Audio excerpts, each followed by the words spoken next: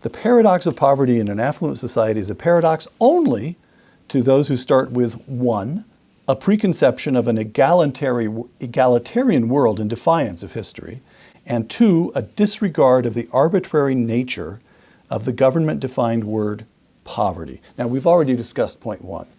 You've already established that, historically speaking, poverty is the norm, and there's nothing like egalitarianism. It's spotty, particular economic progress is surprising in some ways. Number 2, the arbitrary nature of the government-defined word poverty. What do you mean by that? I mean that what we define as poverty today, there's a Latin American scholar, a scholar of Latin America, he's not Latin American himself, was saying that what we define as poverty here is the upper middle class in Mexico. Most American families in poverty as defined by the statisticians in Washington, and that's the thing I try to bring out, regardless of what we think of when we think of poverty, what it really means is whatever those statisticians say it means. And that includes the great majority of people who are in poverty in the United States by that definition. They have microwave ovens. They have central air conditioning. I mean, I was in my 40s before I had a window air conditioner, you know. But the idea of central air conditioning. Most own one motor vehicle or more, and 14% own 2 or more motor vehicles.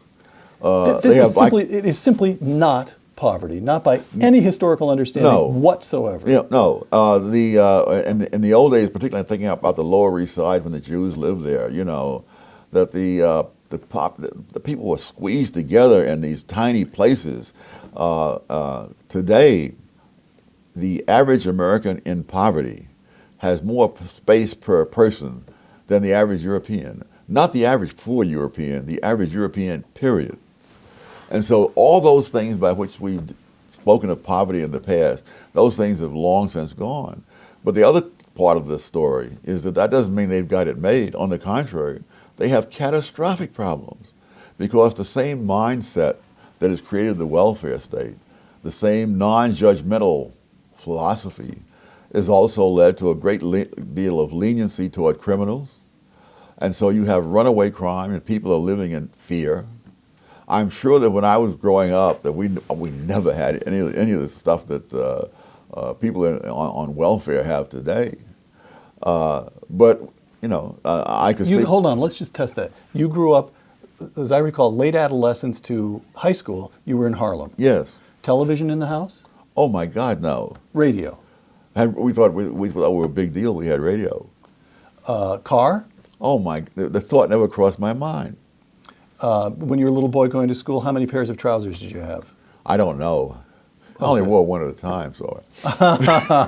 But you weren't getting J. Crew or LL Bean catalogs in the mail. Oh, they were not. They must have overlooked me somehow. You weren't in the right zip code. What about? Well, let me. You weren't hungry though. You were still well fed. Yes. Right. But you know, you mentioned about LL Bean. My sister was visiting me from the East Coast once. Said, you know, people in the ghetto would not wear the kind of khakis you wear. I said, what's wrong? I get these are Dockers, and what's wrong with? No, they want designer things. I hear about the tennis shoes that are bought there. I mean, I wouldn't pay that kind of money for regular shoes. Did you have enough money for books in the house? No, but fortunately, I lived across the street from a public library. But other than that, I don't know if I ever bought a book when I was growing up.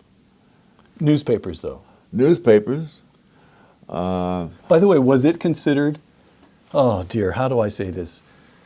There's a place in your book where you talk about cultural retrogression among African Americans, and certain kinds of behavior. Called acting white. Acting white. Was it acting white in your day to go across the street to the library? Nobody ever said it. Okay. All right. So I'm sorry, but you said you didn't have any of the things that supposedly poor people have today. You were making a point, and then I jumped in and started. But of course, I had a sense of security that you simply cannot have. And if you look particularly at the public housing, your neighborhood was safe. That's what you mean. Yes. Okay. I mean, I can remember more than once waking up at midnight and deciding I will go out and buy a newspaper to see how what the baseball scores are. And so, and the guy who was selling them was a very small, elderly white man down at the end of the block. Okay.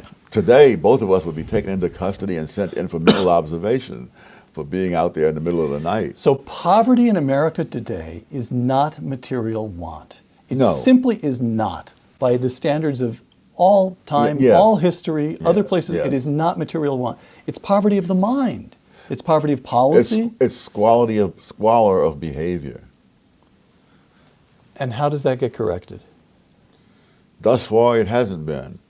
One of the real problems, and this is not peculiar to the United States or to any group in America, ethnic leaders, particularly leaders of groups that are lagging, are a major obstacle to advancement because their self-interest is in keeping their group isolated. And isolation has been tied in with poverty for all kinds of groups and all kinds of settings around the world. Al Sharpton versus Ben Carson. Yes. Al Sharpton is bad for African Americans. Yeah. Is that what you're saying? Yes, but unfortunately, the Al Sharpton types have been the rule rather than the exception for groups around the world. Back in 19th century Bohemia, where the Germans, again, for a whole lot of... How do you know all this? Because of my research assistants. All right, go ahead. 19th century Bohemia.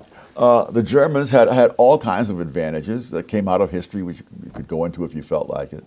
But, for example, if you were in the early 19th century Bohemia and you wanted to go to high school and you were a Czech, you would have to learn German because there were no high schools in the Czech language until 1848.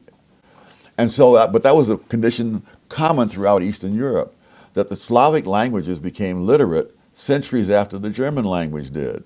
And therefore, there was a huge buildup of knowledge in the German language that was not equally available in Slavic languages at that time. And so if anyone who wanted to become an educated person and go into the professions, they had to learn German. Now, you would think that the leaders, if they were looking out for the best interests of their followers, would say, for heaven's sake, learn German and move on up. No, they fought tooth and nail against it.